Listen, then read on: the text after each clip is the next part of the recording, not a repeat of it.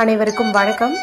இந்த பதிவில் நாம் எதை பற்றி பார்க்க போகிறோன்னு தெரிஞ்சுக்கிறதுக்கு முன்னாடி மறக்காமல் நம்ம சேனலை சப்ஸ்கிரைப் பண்ணிக்கோங்க. பக்கத்தில் இருக்கிற பெல் பட்டனையும் கிளிக் பண்ணிவிட்டு ஆளுங்கிற ஆப்ஷன் கொடுத்துட்டிங்கன்னா நான் போடுற வீடியோக்கள் எல்லாமே மிஸ் ஆகாமல் நோட்டிஃபிகேஷனில் வந்துடும். இந்த பதிவு மிகவும் முக்கியமானது அப்படின்னே சொல்லலாம். பதிவுக்குள்ளே போகிறதுக்கு முன்னாடி மார்கழி மாதத்திற்குண்டான அபிஜித் நட்சத்திரம் இந்த முறை நமக்கு பிரம்ம முகூர்த்த நேரத்தில் வருதுங்க. பிரம்ம முகூர்த்த நேரத்தில் நம்ம என்ன கேட்டாலும் வந்து கிடைக்கும். அபிஜித் நட்சத்திரத்துலேயும் என்ன கேட்டாலும் கிடைக்கும். ரெண்டும் சேர்ந்து அமைஞ்சிருக்கிறதுனால இந்த முறை யார் வேணுமானாலும் எப்பேற்பட்ட விருப்பமாக இருந்தாலும் கண்டிப்பாக அந்த இடத்துல நீங்கள் கேளுங்க, கண்டிப்பாக நடந்தே தீரும். அந்த நாளில் ஒரு குறிப்பிட்ட இலையில் தீபம் ஏற்றும் போது இன்னும் நமக்கு அதிகப்படியான பலன் கிடைக்குங்க. நீங்கள் இது வரைக்கும் அந்த வீடியோ பார்க்காம இருந்தீங்கன்னா எண்டு ஸ்க்ரீனில் லிங்க் கொடுக்குறேன், மறக்காமல் செக் பண்ணி பாருங்கள். சரி, இப்போ இந்த பதிவுக்கான விளக்கத்துக்குள்ளே போகலாம். இது எதற்கானது அப்படின்னு பார்த்திங்கன்னா, இப்போது கணவன் மனைவி நல்லா ஒற்றுமையாக இருக்கணும், அவங்களுக்குள்ள எந்த ஒரு மிஸ் அண்டர்ஸ்டாண்டிங்கும் வரக்கூடாது.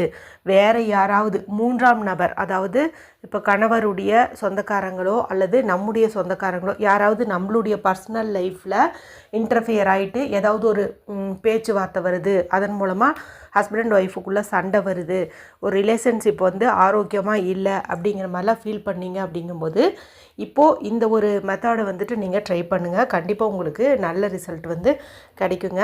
இது பார்த்திங்கன்னா எந்த ஒரு பூஜையும் வழிபாடும் இல்லாத முறை தான். பூஜை செய்யக்கூடிய முறை குறித்தெல்லாம் நான் தனிப்பதிவுகள் போட்டிருக்கேன்.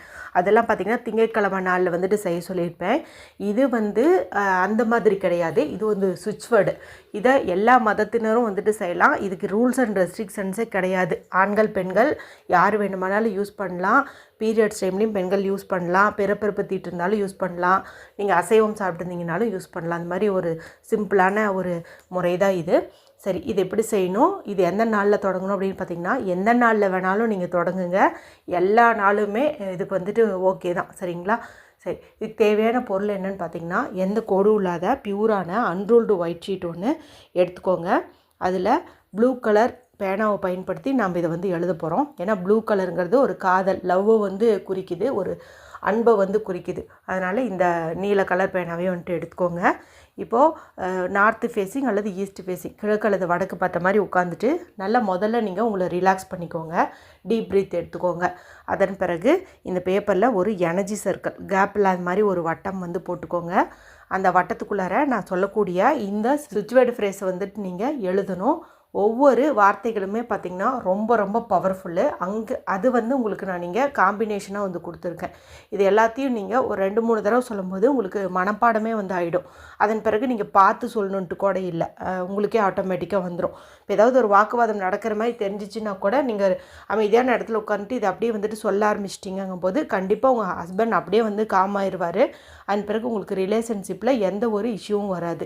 இதே மாதிரி ஒய்ஃப் தான் பிரச்சனை பண்ணுறாங்கும் போது ஹஸ்பண்ட் இதை ட்ரை பண்ணுங்கள். கண்டிப்பாக உங்களுக்கும் பிரச்சனைகள்லேருந்து விடுபடக்கூடிய வாய்ப்பு கிடைக்கும். சரி, அந்த சுவிட்ச் வேர்டு என்னென்ட்டு ஸ்க்ரீனில் தெரியும், நானும் சொல்லி காட்டுறேன்.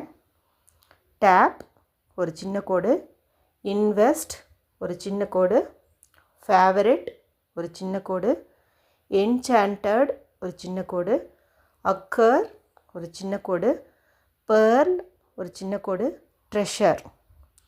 Tape, invest, favourite, enchanted, occur, pearl, treasure. இதுதான். இது எல்லாமே பார்த்திங்கன்னா கேபிட்டல் லெட்டர். சரிங்களா? சுவிட்ச் வேர்டு நம்ம கேபிட்டல் லெட்டரில் தான் மேக்ஸிமம் யூஸ் பண்ணணும். இப்படி நீங்கள் எழுதிக்கோங்க. சின்ன கோடு அந்த ஹைஃபன் கொடுத்துருக்கோம் பாருங்கள், இதையும் நீங்கள் சேர்த்து எழுதிக்கோங்க. அதன் பிறகு அப்படி இதை பார்த்து எத்தனை முறை சொல்ல முடியுமோ அத்தனை முறை சொல்லுங்கள். முடிஞ்சால் இந்த ஒயிட் ஷீட்டை சின்ன அளவில் ஒரு லேமினேஷன் பண்ணி நீங்கள் அடிக்கடி பார்க்கக்கூடிய இடத்துல அல்லது நீங்கள் 2 பேர் படுத்து தூங்கக்கூடிய உங்கள் படுக்கை அறையில் இதை பளிச்சுன்னு கண்ணுக்கு தெரியற மாதிரி ஒட்டி வைக்கிறதும் நல்லது. முடிஞ்ச அளவுக்கு நீங்கள் இந்த பேப்பரை லேமினேட் பண்ணி ஒட்டி வைக்கிறதுக்கு முயற்சி பண்ணுங்கள். தினமும் இதை பாருங்கள். ஏதாவது பிரச்சனை வர மாதிரி தெரிஞ்சிச்சுனாவே இதை நீங்கள் சொல்ல ஆரம்பிங்க. கண்டிப்பாக அந்த பிரச்சனையானது தீரும். இது பார்த்திங்கன்னா ஹஸ்பண்ட் அண்ட் ஒய்ஃப் ரிலேஷன்ஷிப்புக்கு மட்டும் இல்லைங்க. இப்போ லவ் பண்ணுறீங்க அப்படிங்கும்போது உங்களுடைய ரிலேஷன்ஷிப் நல்லா ஹெல்த்தியாக இருக்கணும் அப்படிங்கும்போதும் சண்டை வரக்கூடாது அப்படிங்கிற மாதிரி இருந்தாலும் நீங்கள் இதை யூஸ் பண்ணிக்கலாம். ஒவ்வொரு வார்த்தைக்குமே ஒவ்வொரு எனர்ஜி உண்டு. அதை நம்ம பயன்படுத்தும் போது நமக்கு நல்ல மாற்றங்கள் தெரியும். இன்றைக்கி இருந்து கூட நீங்கள் ட்ரை பண்ணுங்கள். கண்டிப்பாக உங்களுக்குள்ள ஒரு நல்ல அண்டர்ஸ்டாண்டிங் இருக்கும். எந்த ஒரு பிரச்சனையும் வராது. 3ஆம் நபர் குறுக்கீடும் வராது. சரிங்களா? எல்லாருமே ட்ரை பண்ணுங்கள். இது என்கிட்ட ஒரு சகோதரி வந்து கேட்டிருந்தாங்க. நான் உங்களுக்கு வந்து வீடியோ போடுறேன்னு சொல்லியிருந்தேன். அதனால தான் இந்த வீடியோ. எல்லாருமே இது மாதிரி இஷ்யூஸ் இருக்குதுங்கும்போது பயன்படுத்திக்கோங்க.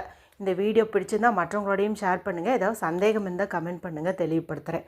மற்றும் ஒரு பயனுள்ள பதிவில் உங்களை சந்திக்கிறேன். நன்றி, வணக்கம்.